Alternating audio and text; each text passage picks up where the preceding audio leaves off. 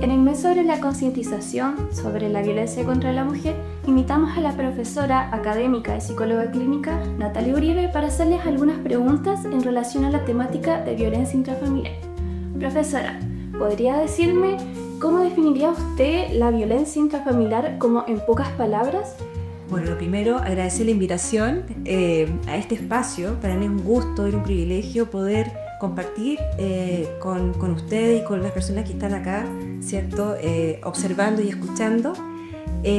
Bueno, solamente señalar que en pocas palabras el concepto de violencia intrafamiliar se asocia principalmente a un fenómeno social, multifactorial, multidimensional, y por lo tanto es complejo reducirlo a una sola dimensión.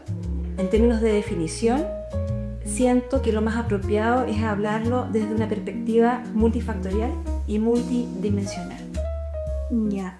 ¿Y cuáles cree que son los tipos más comunes de violencia en el hogar? Bueno, por lo general, mirando un poco la estadística, ¿cierto? Mirando un poco los reportes de instituciones que están asociadas al tema, ¿cierto? La temática. Por lo menos son 4, ¿ya? Lo que se ha reportado más frecuentemente. Tenemos la violencia física, violencia psicológica, violencia sexual, violencia económica. Incluso podríamos agregar una quinta, que es mucho más sutil y que está muy presente también, que es la violencia simbólica. ¿Cuál diría que es uno de los mayores mitos asociados a violencia intrafamiliar? Es una muy buena pregunta. Yo diría que podría ser la idea, a modo de mito, de que la violencia intrafamiliar es permanente, que se da todos los días, que se da de una forma principalmente agresiva, visceral, y lo que me ha permitido observar esta temática a través del contexto con pacientes, he podido mirar que no es tan así, que se da mucho el fenómeno de la intermitencia. La violencia intrafamiliar se caracteriza, de hecho, porque es intermitente. Hay ocasiones en que se genera actos explícitos de violencia en el discurso, en la acción, mientras que hay fases de luna de miel, que es cuando hay cierta interrupción de ese acto explícito de violencia. Y es esa intermitencia la que va generando una confusión y un estado de desorientación en las personas. ¿Qué señales de alerta deberíamos considerar en situaciones de violencia intrafamiliar? Bueno, una de las señales que son bastante claras para las personas que pertenecen externas al sistema familiar es el aislamiento de la persona que está siendo víctima de estas pautas de violencia. Por lo general, las personas que tienen actitudes violentas tienen dentro de sus maniobras a aislar a la persona que está viviendo, ¿cierto?, esta acción violenta. Entonces el aislamiento, el alejarse de los amigos, del resto de la familia, eso es muy clave al momento de poder pesquisar. Al mismo tiempo existen ciertas reacciones en términos emocionales. Las personas comienzan a experimentar decaimiento, comienzan a experimentar ansiedad, aparecen ciertas alteraciones de sueño, de alimentación. El cuerpo comienza a avisar. Pero a nivel social, yo diría que el aislamiento es muy importante como uno de los indicadores de muchos. Es importante lo que comenta, profesora. ¿Qué podría usted recomendar a aquellas personas que están sufriendo violencia intrafamiliar y que quieren buscar ayuda? Bueno, lo primero, señalarles que todo esto es un proceso, porque partir reconociendo que uno ha sido víctima de una situación de violencia, ya el solo acto de mirarlo y de aceptarlo es muy doloroso. Junto con eso, más si las personas que ejercen la violencia son figuras que socialmente se nos ha dicho que son figuras de amor, el discurso social, la construcción social que muchas veces nos desorienta. Familia hay una sola, no hay como la mamá, no hay como el papá, ¿cierto? O como otros integrantes, y eso va generando que el resto de la familia quede en un estado de desorientación, porque dice, bueno, seguramente soy yo el culpable, soy yo la culpable, porque si el sistema social, si los medios de comunicación, si el marketing me dicen que familia hay una sola, entonces soy yo el malo de la película. Y eso es muy peligroso. Es muy peligroso.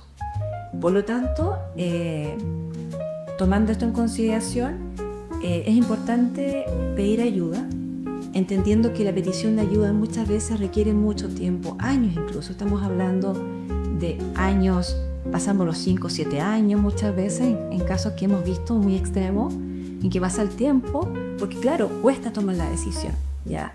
Ahora, por supuesto, también hay otros ejemplos en que a lo mejor la petición de ayuda es más rápida. ¿Pero por qué? Porque hay factores de protección.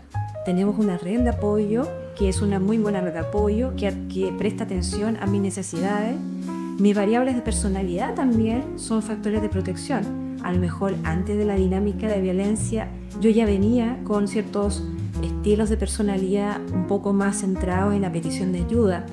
Pero ¿qué pasa si esto cae en una persona con rasgos de personalidad que ya tienden a no pedir ayuda? Yo ya vengo con un estilo quizás más introvertido, más decaído, más inseguro, más culposo. Por supuesto que es un factor más de riesgo, ¿ya? Pero sí, creo que frente a esta pregunta sería entender que es normal que duela, porque lo que ocurrió no es normal. Por lo tanto, mi respuesta de dolor es muy esperable. Entender también de que esto requiere tiempo, y esto también es muy importante, que también va a ocurrir probablemente que haya un estado de arrepentimiento, porque hay una dinámica que ya se ha instalado en donde el que hizo la agresión ha instalado una dinámica de sometimiento que ha afectado a nivel psicológico. Por lo tanto, muchas veces las víctimas se animan a pedir ayuda y luego se retractan por la culpa, pero porque hay un daño emocional, y eso ya confirma el daño. Es importante que tengan paciencia consigo mismos y sobre todo que sean muy autocompasivos con ellos mismos, ya que esto implica un proceso y una historia de daño y de mucha intermitencia. Qué importante y qué difícil lo que nos cuenta. ¿Hay algún último mensaje que pueda decirle a aquellas personas que están pasando por esta situación? Creo que es importante primero aceptar que estamos en una situación que es delicada, que es dolorosa, pero también es importante de aceptar de que si uno se mantiene en esa dinámica y en estos sistemas, por supuesto que el mantenernos va a ser bastante riesgoso para nosotros, y es importante ir priorizando nuestra autopreservación. El buscar ayuda es una invitación a la autopreservación. Es importante también no idealizar sistemas, por muy cercanos que estén cerca de nosotros, sino que tratemos de fortalecer un poco más el discernimiento.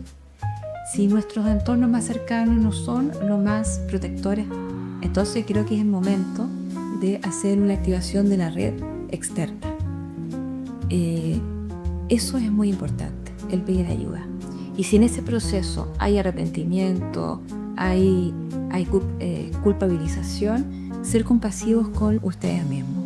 Esto es un proceso, y por supuesto el apoyo psicológico, el apoyo terapéutico es clave, el apoyo legal es clave, el apoyo de profesiones y de especialistas que trabajan en este tema es clave, porque muchas veces solos no podemos salir.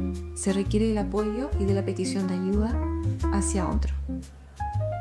Muchas gracias a todos y todas por ver este video, al igual que a la profesora y académica psicóloga clínica Natalia Uribe. Muchas gracias también a ustedes por esta invitación. Gracias.